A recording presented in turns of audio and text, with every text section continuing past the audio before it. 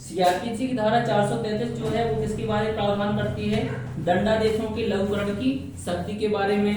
तो जो समुचित सरकार है दंडाधिष्ट व्यक्ति की सम्मति के बिना, समुचित सरकार यानी कि जिस व्यक्ति को दंडित किया गया है उसकी सम्मति के बिना, क्लॉज ए, मृत्यु दंडादेश का भारतीय दंड संहिता द्वारा उपबंधित किसी अन्य दंड के रूप में लघुकरण कर सकती है। यानी कि जो समुचित सरकार है अगर किसी व्यक्ति को, क्लॉज ए में क्या है, अगर मृत्यु दंड जो दिया गया है, ठीक है ना, तो मृत्यु दंड का जो लघुकरण किया जाएगा, क्या किया जाना है, लघुकरण किया जाना है। तो वो जो आईपीसी में कितने प्रकार के दंड बताए गए हैं, 5 प्रकार के। तो जो 5 प्रकार के दंड हैं, जो 5 प्रकार के दंड हैं उनमें से एक दंड क्या हो गया, मृत्यु दंड। तो 5 प्रकार में से उस मृत्यु दंड को छोड़ करके बाकी के जो 4 प्रकार हैं उन 4 प्रकारों में क्या कर सकते हैं, यानी कि अन्य दंड में क्या किया जा सकता है, लघुकरण किया जा सकता है। यानी कि ये किसके लिए है, लघुकरण के लिए है, लघुकरण, ठीक है ना। तो जो ये दंडादेश दिया गया उसका क्या किया जाएगा, लघुकरण किया जाएगा। 5 प्रकार है उनमें से ये अन्य दंड, यानी कि बाकी के शेष कितने बचे, 4 प्रकार। 4 प्रकारों में लघुकरण किया जा सकता है। और 4 प्रकार कौन कौन से हैं, आजीवन कारावास, आजीवन कारावास, कठोर, ठीक है ना। दूसरा कौन सा है, कारावास। ये कारावास कितना, 2 भांति का होता है, कौन सा, कठोर, ठीक है ना। और दूसरा कौन सा है, सादा, ठीक है ना। कठोर यानी ये श्रम के साथ होता है। तीसरा कौन सा कारावास है, दंड, संपत्ति का समापहरण, संपत्ति का समापहरण। चौथा कौन सा दंडादेश है, जुर्माना। ये पहला नहीं है, ये कौन सा है, ये दूसरे प्रकार का दंड है, ये तीसरा, ये चौथे प्रकार का, और ये कौन सा है, 5वें प्रकार का, ठीक है ना।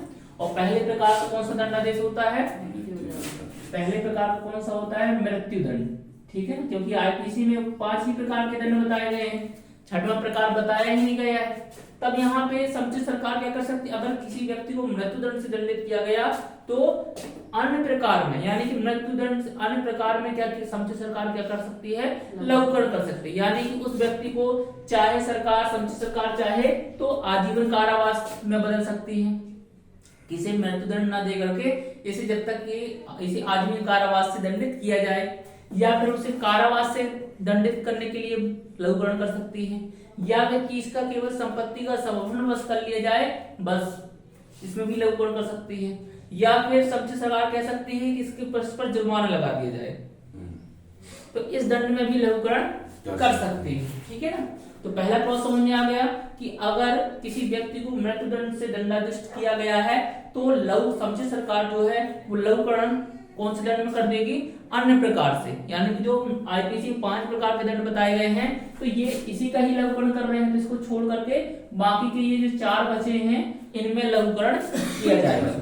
दूसरा क्लॉज देखते हैं, आजीवन कारावास के दंडादेश का 14 वर्ष से अनधिक अवधि के कारावास में या जुर्माने के रूप में लघुकरण कर सकते हैं। तो जो समुचित सरकार कौन करेगी, लघुकरण करने का काम जो है किसका है, समुचित सरकार का। समुचित सरकार क्या करेगी, लघुकरण करेगी, ठीक है ना। और समुचित सरकार केंद्र की दिशा में केंद्र सरकार, राज्य की दिशा में राज्य सरकार। तो जो दूसरा क्लॉज है बी नंबर का, उसमें किसी व्यक्ति को अगर आजीवन कारावास से दंडाधिष्ट किया गया, कौन से दंड से, आजीवन कारावास से अगर दंडाधिष्ट किया गया है तो जो समुचित सरकार है वो लघुकरण किसमें करेगी, ऐसे दंड से जो क्या है 14 वर्ष से अनधिक है, यानी अधिकतम 14 वर्ष तक के कारावास से या फिर जुर्माने से। यानी कि कौन से दंड से लघुकरण किया जाएगा, अधिकतम 14 वर्ष तक का कारावास, 14 वर्ष तक समझते हैं ना, तक का, या केवल जुर्माना से, यानी कि केवल जुर्माना दो बस जाओ घर, यानी किसी व्यक्ति ने ऐसा अपराध किया जिसके लिए दंड का प्रावधान आजीवन कारावास है और आजीवन कारावास से अगर दंडित कर दिया गया है तो समुचित सरकार लघुकरण करके केवल ये कह सकती है या तो 14 वर्ष तक के लिए कारावास कर सकती है, यानी कि 1 दिन, 2 दिन, 10 दिन, 15 दिन, 20 दिन, 50 दिन, 2 महीने, 5 महीने, 1 साल, 2 साल, 10 साल, 14 साल तक का लघुकरण। इससे यानी लघुकरण अगर कर रही तो फिर 14 साल से ज्यादा का लघुकरण नहीं कर सकती। अब समुचित सरकार आजीवन कारावास को ऐसे लघुकरण नहीं करेगी कि इसे 15 साल तक भुगताया जाए, इसे 20 साल तक भुगताया जाए, इसे 25 साल तक भुगताया जाए। अधिकतम समुचित सरकार लघुकरण करेगी तो वो भी बाउंड होगी, फिर उसे 14 वर्ष तक ही ज्यादा से ज्यादा वो कर सकती है, इससे ज्यादा का वो कारावास नहीं दे सकते, नहीं तो फिर लघुकरण करने का मतलब ही क्या निकलेगा। समझ में आ गया। तो जो दूसरा प्रकार है तो आजीवन कारावास से किसी व्यक्ति को दंडादेश किया गया है तो जो समुचित सरकार होगी वो उस व्यक्ति को अधिकतम 14 वर्ष तक के लिए क्या है लघुकरण कर सकती है या केवल जुर्माने से, ठीक है ना, यानी या केवल जुर्माना दो जाओ घर या अधिकतम 14 वर्ष तक का कारावास। समझ में आ गया। अब देखेंगे जो तीसरा क्लॉज है सी क्लॉज, कठिन कारावास के दंडादेश का किसी ऐसी अवधि के सादा कारावास में जिसके लिए वह व्यक्ति दंडादेश किया जा सकता है या जुर्माने के रूप में लघुकरण कर सकती है। अब सी क्लॉज में जो दंडादेश दिया गया है वो क्या है, यानी कि किसी व्यक्ति को न्यायालय ने क्या किया है, कठिन कारावास से दंडादेश किया है, ठीक है ना, कौन से दंड से, कठिन कारावास। तो जो समुचित सरकार होगी वो क्या कर सकती है, समुचित सरकार ऐसे व्यक्ति को कठिन कारावास का जो लघुकरण करेगी तो किस में लघुकरण कर सकती है, सादा कारावास में या जुर्माने में, कि केवल जुर्माना दो जाओ घर, ठीक है ना। तो अगर कारावास, कठिन कारावास में अगर किसी व्यक्ति को दंडित किया गया है तो समुचित सरकार उसका लघुकरण करके सादा कारावास में परिवर्तित कर सकती है या केवल जुर्माने के दंड के तौर पर परिवर्तित कर सकती है, ठीक है ना। आएंगे जो डी क्लॉज है, सादा कारावास के दंडादेश का जुर्माने के रूप में लघुकरण कर सकती है। यानी जो डी क्लॉज है उसमें क्या बताया गया है कि अगर किसी व्यक्ति को किसी अपराध के लिए अभियुक्त किया गया और उसके लिए दंडित कौन से किया गया, सादा कारावास से, सादा कारावास से दंडित किया गया, तब उसका समुचित सरकार लघुकरण करेगी तो केवल जुर्माना, जब लघुकरण कर देगी किसमें लघुकरण करेगी, जुर्माने में, कि जुर्माना दो जाओ घर। समझ में आया इतनी चीजें, कोई डाउट तो नहीं है। एक बार फिर से रिपीट कर देते हैं। देखिए धारा जो 433 है वो किसके बारे में प्रावधान करती है, दंडादेशों के लघुकरण की शक्ति के बारे में, कि जो दंडादेश दिए जाएंगे उसकी लघुकरण की पावर किसके पास है, समुचित सरकार के पास। अब कौन कौन सी पावर है, तो पहले क्लॉज में हमने देखा कि अगर किसी व्यक्ति को यानी किसी अभियुक्त को मृत्युदंड से दंडित किया जाता है तो मृत्युदंड का जो दंड है उसे अगर समुचित सरकार चाहे तो कौन से दंड में लघुकरण कर सकती है, अन्य दंड में, यानी आरपीसी द्वारा जो दंड बताए गए हैं उसमें अन्य दंड से। तो अन्य दंड कौन कौन से हैं, देखिए 5 ही प्रकार के दंड बताए गए हैं, किसका लघुकरण कर रहे हैं, मृत्युदंड का। तो मृत्युदंड के अलावा जो बाकी के 4 दंड बचेंगे कौन कौन से, आजीवन कारावास, कारावास जो 2 भांति का होगा, एक कठोर एक सादा कारावास, अगला है संपत्ति का समापहरण, लास्ट है जुर्माना। यानी कि जो बाकी के जो आजीवन कारावास, कारावास, संपत्ति का समापहरण, जुर्माना, इन दंडों में ही क्या किया जाएगा, लघुकरण किया जाएगा। और कौन करेगी, समुचित सरकार करेगी। दूसरा है बी क्लॉज में आजीवन कारावास। आजीवन कारावास को अगर आजीवन कारावास से किसी अभियुक्त को दंडित किया गया है तो समुचित सरकार जब भी लघुकरण करेगी, अगर लघुकरण कर रही है तो आजीवन कारावास को 14 वर्ष से अधिक के कारावास में परिवर्तित नहीं करेगी। यानी परिवर्तित करके कितना अधिकतम दिया जा सकता है, 14 वर्ष तक का, या फिर जुर्माने का, या ऐसे कह सकते हैं कि परिवर्तन करने में जुर्माना से लेकर के 14 वर्ष तक का। समझ में आया। यानी कि क्या हो सकता है इसका, आजीवन कारावास को समुचित सरकार ने लघुकरण किया तब कितना, कम से कम जुर्माने से या कितना हो जाएगा, 14 वर्ष तक का, केवल जुर्माने से, कि जुर्माने दो जाओ, या फिर 14 वर्ष तक, यानी 1 दिन से लेकर के 14 वर्ष तक का अधिकतम कारावास से लघुकरण कर सकती है। तीसरा है कठिन कारावास। अगर किसी अभियुक्त को कठिन कारावास के दंड से दंडित किया गया तो समुचित सरकार जब लघुकरण करेगी तो उसे सादा कारावास में लघुकरण कर देगी या फिर केवल जुर्माने से। यानी कि वैसे भी समझ सकते हैं याद रखने की पर्पज से कि केवल जुर्माने से या सादा कारावास से। यानी जो कठिन का जो दंड था उसे क्या कर दिया जाएगा, सादे कारावास से। अगला जो क्लॉज है डी क्लॉज है, उसमें क्या बताया गया है कि अगर किसी व्यक्ति को किसी अभियुक्त को अगर सादा कारावास के दंड से दंडित किया गया है तो समुचित सरकार किसमें लघुकरण कर सकती है, केवल जुर्माने के दंड से। यानी जो दंड का 5वां प्रकार है तो जुर्माना दो जाओ घर, ठीक है ना। तो ये 433 में लघुकरण की पावर बताई गई है समुचित सरकार की।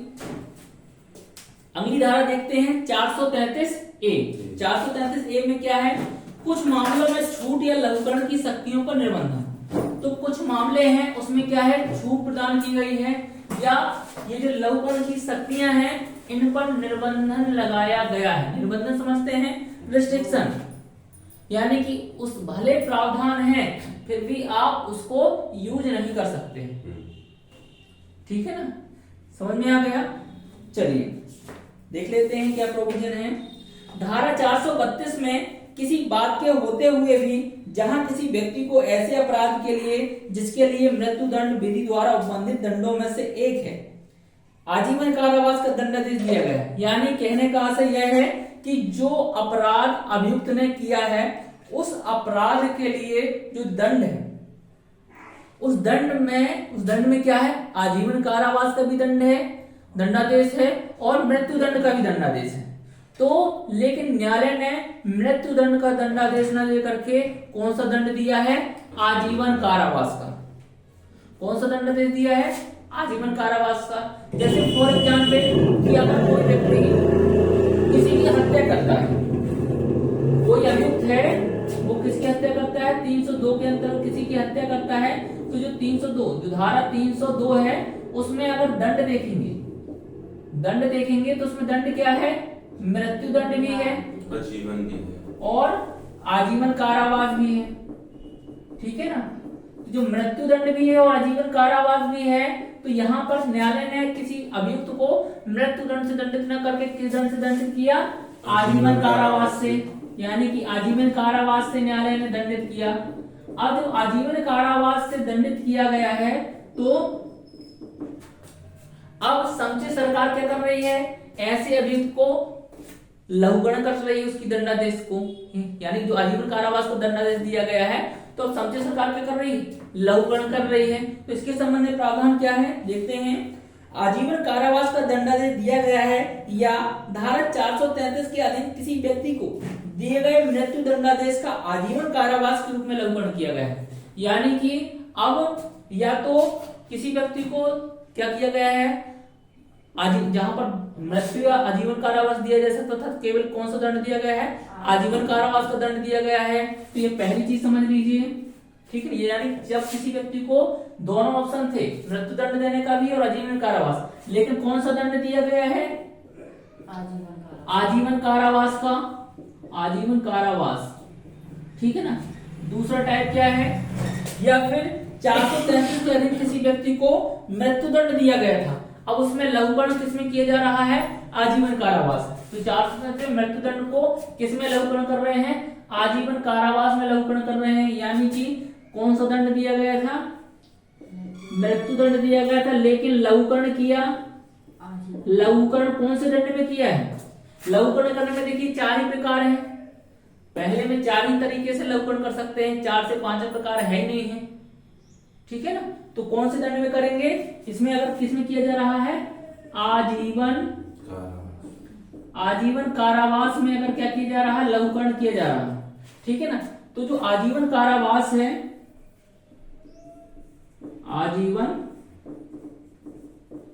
आजीवन कारावास में लघुकरण, या तो आजीवन कारावास से दंडित किया गया है या दूसरा मृत्यु दंड दिया गया, लेकिन समुचित सरकार ने क्या कर दिया है, लघुकरण करके आजीवन कारावास कर दिया है।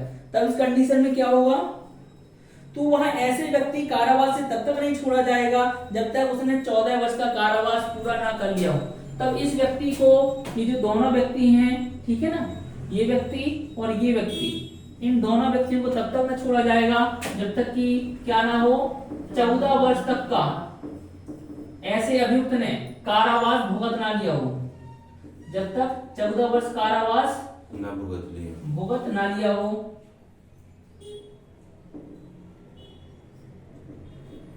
भुगत ना लिया हो, ठीक है ना, तब तक उसे क्या नहीं किया जाएगा, छोड़ा ना जाएगा।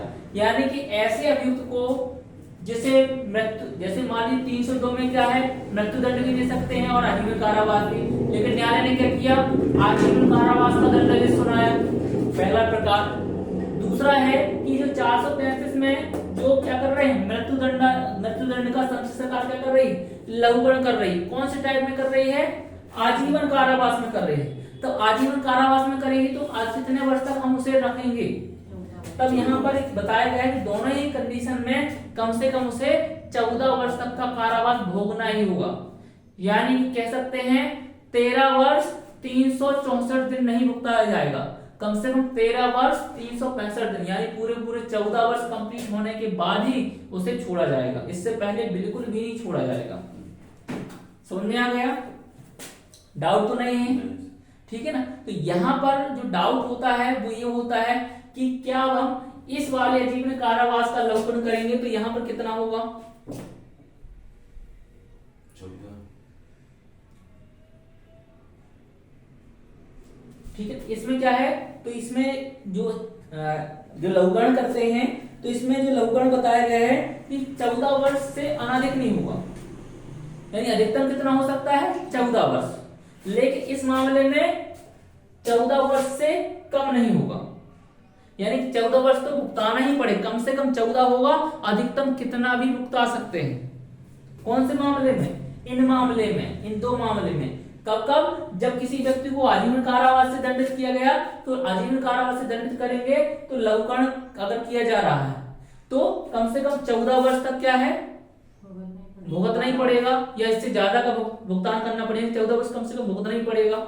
या किसी व्यक्ति को मृत्युदंड दिया गया है, लघुकरण कर दिया गया आजीवन कारावास में, तब क्या करना पड़ेगा, कम से कम 14 वर्ष भुगतना ही पड़ेगा, या उससे ज्यादा का भुगतान करना पड़ेगा, तभी उसे छोड़ा जाएगा, ठीक है ना।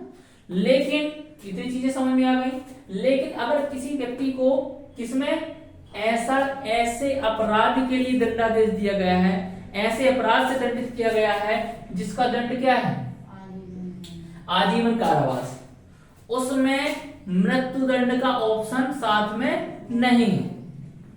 समझ रहे हैं, यानी कि ऐसा अपराध जिसमें क्या है, आजीवन कारावास से दंडित किया गया है लेकिन उसमें मृत्यु दंड का प्रकार नहीं है, अधिकतम कितना है, आजीवन कारावास। तो ऐसे व्यक्ति को अगर मान लीजिए उसमें आजीवन कारावास से अगर दंडित कर दिया गया है और फिर संचित सरकार क्या कर रही है, लघुकरण कर रही है, तो ऐसे अपराध का लघुकरण करने में लघुकरण कितना किया जा सकता है कि जुर्माना तो भाई तुम और घर जाओ, लेकिन इसमें पूरे 14 साल, ठीक है ना। या फिर जुर्माने से लेकर, केवल जुर्माने से, या फिर 1 दिन से लेकर के अधिकतम 14 वर्ष तक, इससे ज्यादा का कारावास से लघुकरण नहीं किया जाएगा। यानी कि 14 वर्ष 1 दिन, 14 वर्ष 10 दिन या 15 वर्ष का लघुकरण नहीं किया जाएगा। समझ में आया, ठीक है ना। चलिए, डाउट तो नहीं है, समझ में आ गया ना। चलिए।